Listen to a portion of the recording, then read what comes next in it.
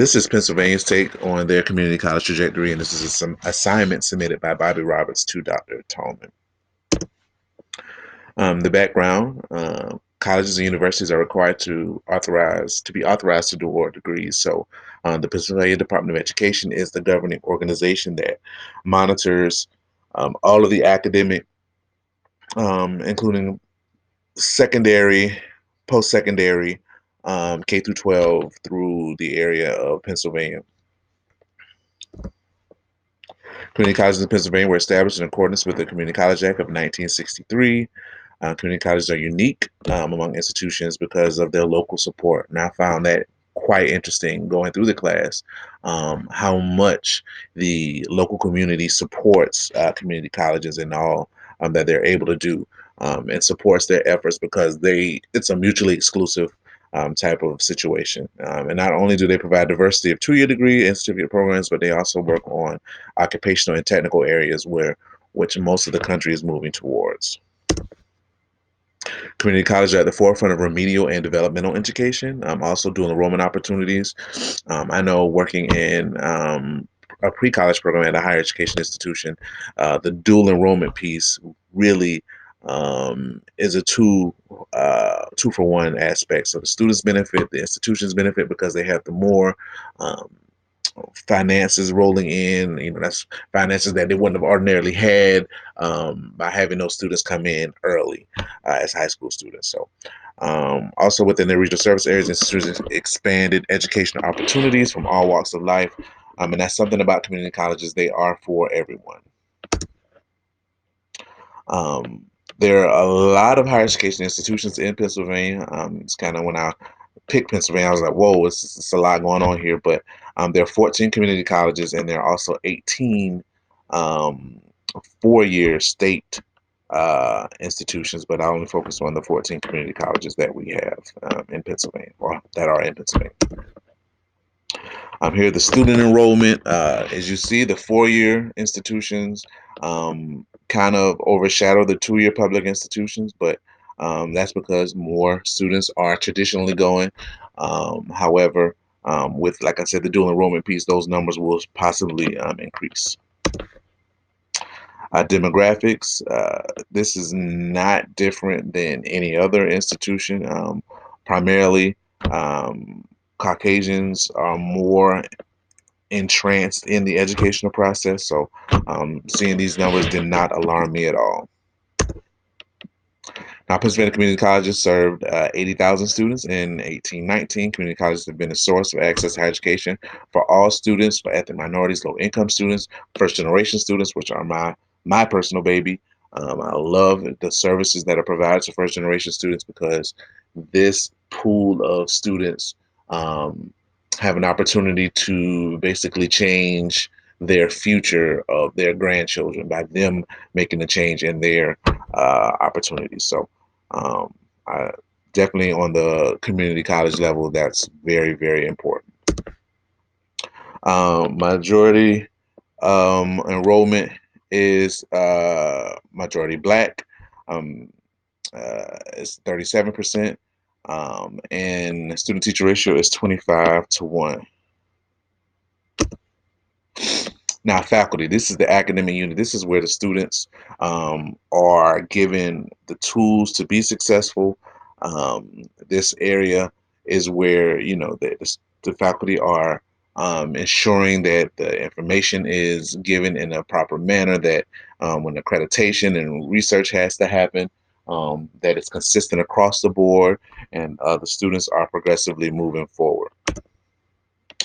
Becoming a faculty member at a two-year school, or any school at that matter, that does require you to have a master's degree, um, or 18 hours in that particular area. Now, role of part-time faculty. Community colleges rely on part-time instructors because basically it's easier to afford them. You don't have to worry about vacation and all those other full-time benefits. But with a part-time faculty, they are basically more affordable. So you definitely will, if you're trying to save money, you will see more of them in the roster. Now, disparity in credentials, part-time instructors and community science are more likely to have a bachelor's degree, as their highest. Like I said, well, the literature says it's more likely, but they often try to ensure that you at least have a master's degree. Once again, for accreditation, when you are trying to do grants and other things, you want to make sure you have that foundation and that everybody um, can help support the mission. Now, tenure is basically not really offered. Like once I say it again, um, you don't have a lot of opportunities for that. The students, um, the timing is not really fully allowed for that, and they can't really support that level as four-year colleges and institutions. But once again, there are tenure track available. Now, governance and administration, just took a look at Philadelphia and their board. It's a 15-member board that's governed by a president. Now, shared governance. This is what I found interesting. Commission has been effectively engaged in the following: coordinating advocacy, providing information. They have to go before the legislation. They testify, serving as a resource for secondary education, coordinating, providing ongoing education, and gathering and analyzing information.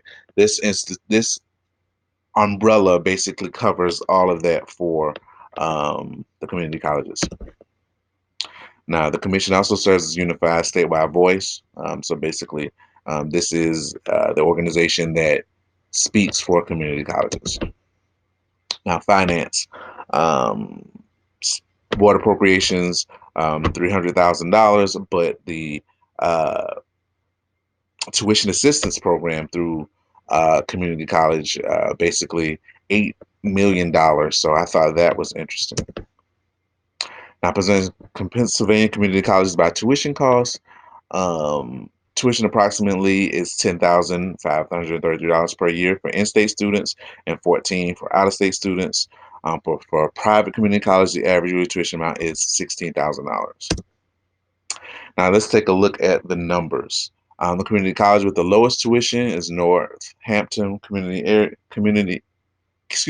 Northampton Community Area College with a tuition of $6,000, and the community college with the highest tuition in Pennsylvania is Triangle Tech Institute, and the tuition was $32,000.